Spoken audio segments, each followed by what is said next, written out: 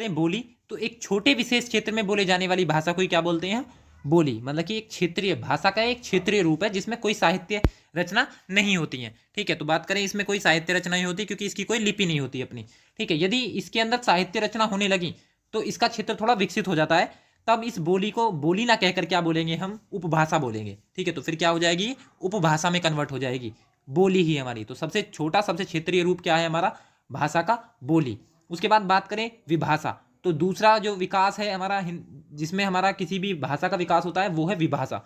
ठीक है, तो विभाषा क्या है? एक तरीके से लिपिबद्ध है।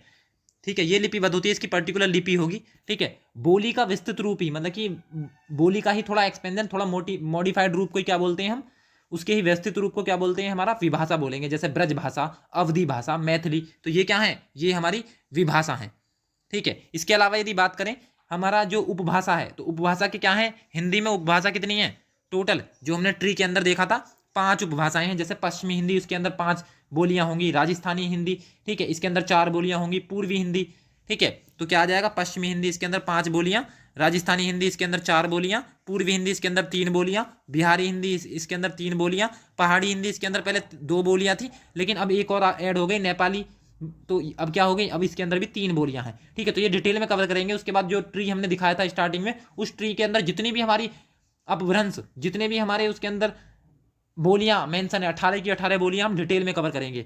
ठीक है, बात करें भारत में लगभग कितनी? 600 से ज़्यादा क्या बोली जाती हैं? हमारी बोलियां, लगभग 600 से अधिक बोलियां बोली जाती हैं।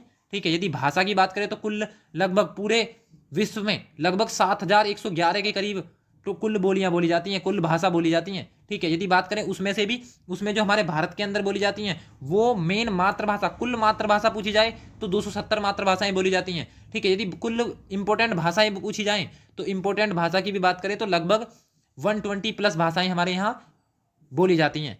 ठीक है, यदि बात करें हम नेक्स्ट, तो नेक्स्ट है हमारी उपभाषा। उपभाषा का मतलब है किसी सामाजिक वर्ग द्वारा प्रयोग किए जाने वाली भाषा को क्या बोलेंगे हम? उपभाषा।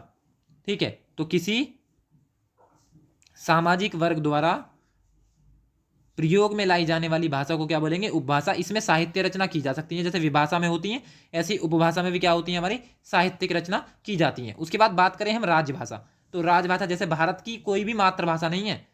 ठीक है, तो भारत की राष्ट्रीय भाषा, जो मातृभाषा है वो तो बहुत है, राष्ट्रीय भाषा नहीं है। राष्ट्रीय भाषा नहीं है, राष्ट्रीय भाषा के अलावा क्या है? हमारी राजभाषा। तो बात करें राजभाषा, तो राजभाषा क्या है? यदि बात करें हिंदी दिवस कब मनाया जाता है, तो 14 सितंबर को हिंदी दिवस मनाया जाता है, ये आपको पता होगा, जीके के पॉइंट ऑफ व्यू से भी जरूरी है। इसके अलावा यदि बात करें अंग्रेजों के समय हमारी प्रशासनिक भाषा क्या थी? अंग्रेजी थी। ठीक है, इसी तरीके से हमारी भाषा क्या होती है? ये हमारी चेंज होती है। जैसे बात करें जिस टाइम पर मुगल थे उस टाइम पर हमारी क्या थी?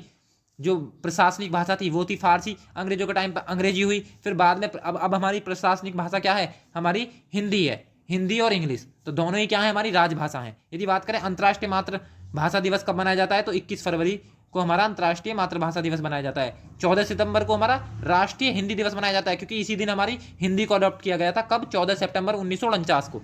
ठीक है, यदि बात करें हमारी विश्व हिंदी दिवस कब मनाया जाता है, तो विश्व हिंदी दिवस सेलिब्रेट किया जाता है हमारा 10 जनवरी को। ठीक है, तो ये भी याद रखना है आपको। मध्यकाल, जैसे मैंने बताया, मध्यकाल में भारत की प्रशासनिक भाषा क्या थी? फारसी थी, क्योंकि उस टाइम पे किसका शासन था? दिल्ली सल्तनत हो गए, मुगल हो गए, ठीक है, इनका शासन था। बात करें हिंदी भारत की राष्ट्रभाषा नहीं है, बल्कि क्या है? हमारी राजभाषा। जैसे कि हमने बताया राजभाषा, जो कि हमारी कब? 14 सितंबर 1949 में हिंदी को भारत की जो राजभाषा है वो घोषित किया गया, क्योंकि ये भारत के जितने भी कार्यालय हैं उनमें एक तरीके से प्रशासनिक भाषा के तौर पे यूज होती है, हिंदी भी इंग्लिश भी। इसी वजह से हमारी भारत क्या है? हमारी भारत राजभाषा है, भारत की क्या? हिंदी। ठीक है, तो हमने इसके अंदर हमने क्या देखा? राजभाषा देखा। उसके बाद देखेंगे हम नेक्स्ट वीडियो के अंदर हिंदी की संवैधानिक स्थिति, किस अनुच्छेद के अंदर संसद के अंदर प्रयोग की जाने वाली भाषा का विवरण है, किसके अंदर विधान मंडल के अंदर यूज करने वाली भाषा का विवरण है। ठीक है, किस में हमारी हिंदी भाषा के अनुच्छेद है, कौन से, कब, कितनी अनुसूचियां हैं, किस अनुसूची के अंदर हमारी हिंदी ऐड की गई है। ठीक है, हिंदी के अलावा कौन कौन सी भाषाएं हैं जो हमारी संविधान के जो अनुसूची है 8वीं अनुसूची उसके अंदर ऐड है। ठीक है, कुल कितनी भाषाएं, ये सारी चीज़ें उसके अंदर डिस्कस करेंगे। ठीक है, तो थैंक यू फॉर वॉचिंग, मिलते हैं नेक्स्ट वीडियो में।